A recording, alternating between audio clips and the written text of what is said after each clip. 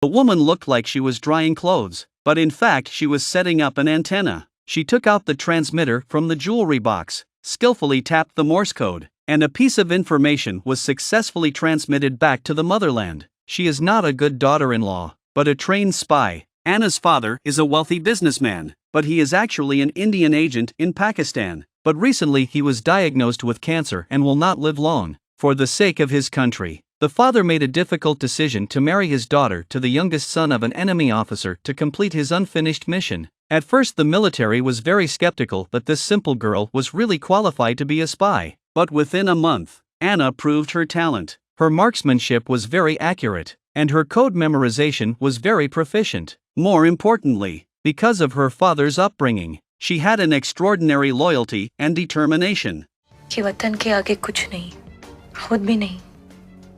Soon after, Anna left her parents and arrived at her new home with a secret mission. Her father-in-law was a senior Pakistani officer with 2 sons, both in the army. Her status as a daughter-in-law gave Anna many advantages. Whenever her father-in-law had a meeting, she took the opportunity to serve tea and water and silently wrote down the participants. At night, she slipped into her father-in-law's study and installed a wiretap under the desk, thus sending a steady stream of information back to India. The family did not notice anything unusual. Her father-in-law introduced her to his guests with pride in his eyes. Her husband often shared music with her and took her mother's precious relics with him. There is only one pair of eyes in the house that is always watching her, and that is the housekeeper. The housekeeper had been working here for more than 10 years and never trusted the Indians. Anna, who wanted to finish her mission as soon as possible, was almost discovered by him several times. As Anna was about to complete her mission, the sad news came that her father had died.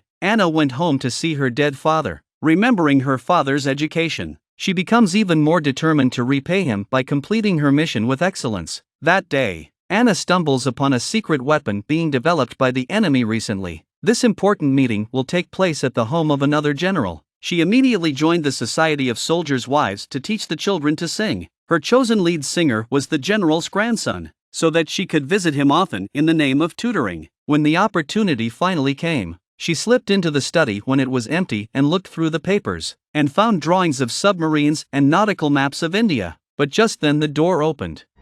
माफ कीजिएगा, ज़ैन ने कहा bathroom इस तरफ है, मैं समझी यही है.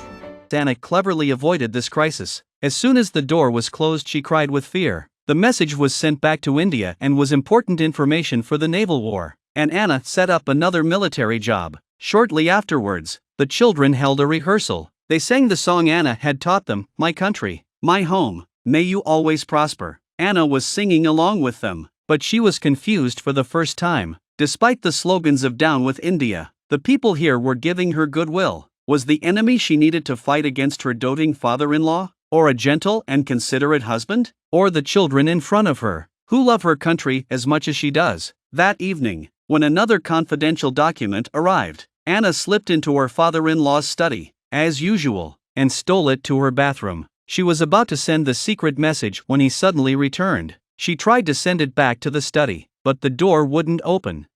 क्या हुआ? फाइल कहाँ है भाई? ये वाली अब्बा जी.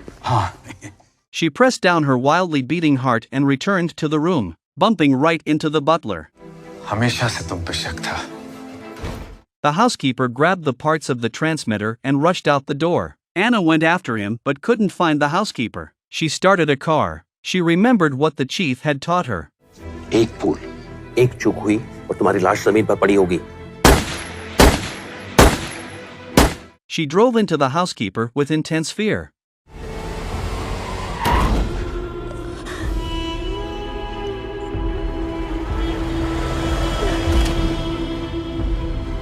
Anna returned home and turned on the shower before she dared to cry out. But she did not know that the butler was not dead. He spoke his last words to his elder brother when he was about to die.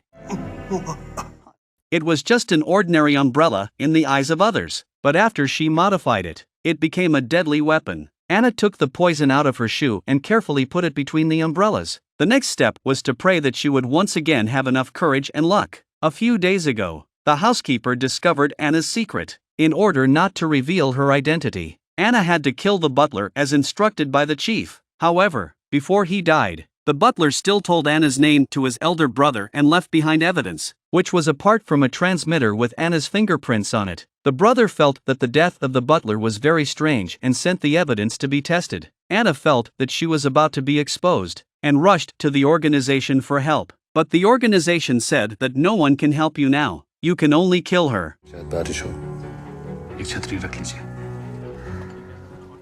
Anna turned her head and there was a vendor selling umbrellas at the market. Anna bought the umbrella and assembled the process of poisoning and concealing weapons she was already familiar with. Then she put on her veil and waited on the road where her brother was bound to pass. At the moment they passed by, she pretended to fall and stabbed the poisoned umbrella into the body of the elder brother. The poison soon took effect and the elder brother fell to the ground and died. Anna hurriedly disposed of the umbrella. When she rushed back home, her sister-in-law was telling the servants to prepare the dinner that her brother loved. He died in this way. The father-in-law almost fainted at the funeral and the whole family was overcome with grief. Anna was in deep confusion. Was it really worth all this? Was it really worth destroying the happiness around her for the sake of a belief? She could no longer bear the pain. She wanted to end the mission and return home, but she didn't know that her fellow infiltrators had been arrested. Because a young officer had died, the military was investigating the matter. Soon the troops move into the compound. The dogs surround the house. The whole house is under surveillance, and even her sister-in-law is sent away for examination. Just as Anna is caught in the middle of the siege, the chief appears despite the danger. He comes as an enemy officer to deliver a message to Anna in person, ready to rescue her and bring her back. Anna calmed down. She puts the bug and transmitter in the housekeeper's room. The army men searched the room and framed the housekeeper for the crime of espionage. The next step was to find an opportunity to escape. However, when Anna returned to her room, she suddenly noticed something strange about her husband's wallet, which contained several beads in addition to her photo.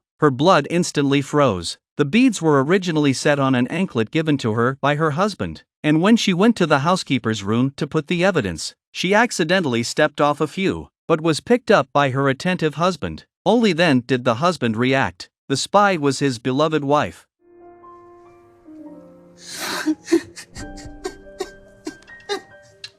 When the husband opened the door, he was greeted with a gun. The wife held up the gun and was crying. The husband calmed down and told her to prepare 2 bullets, one for you and one for me. There is no other way. Anna then realized that the so-called sacrifice of everything is much more than life, but also against their own beliefs, emptying their feelings. At this time, the young nephew broke in.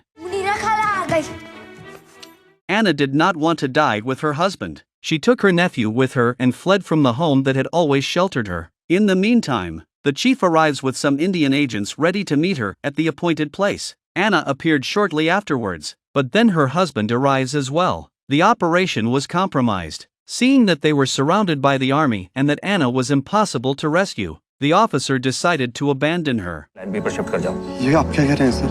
the only way out. उसको निकाल भी नहीं सकते और छोड़ भी नहीं सकते. The husband is about to arrest Anna at the market when a dart hits her in the neck first. Then a bomb rolls in and the husband falls to the ground with Anna in his arms.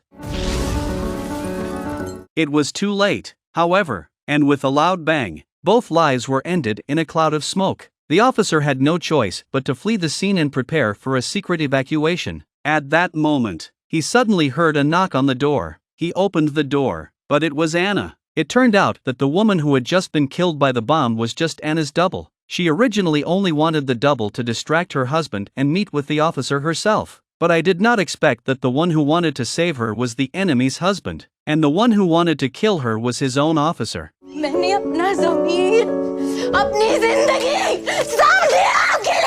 He complained hoarsely, but received only this reply. जंग में ऐसा ही होता है सहमत.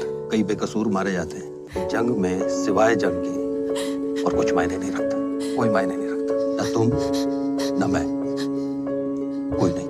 At the end of the story, Anna sits in her chair watching the news of India's victory on TV, but there is no trace of joy on her face. For this victory, the innocent housekeeper died, her beloved husband died, her sister-in-law lost her husband, and her father-in-law lost his 2 sons. A happy family was ruined by her own hands. At this moment, she is still pregnant with her enemy's child, but she plans to give birth to him.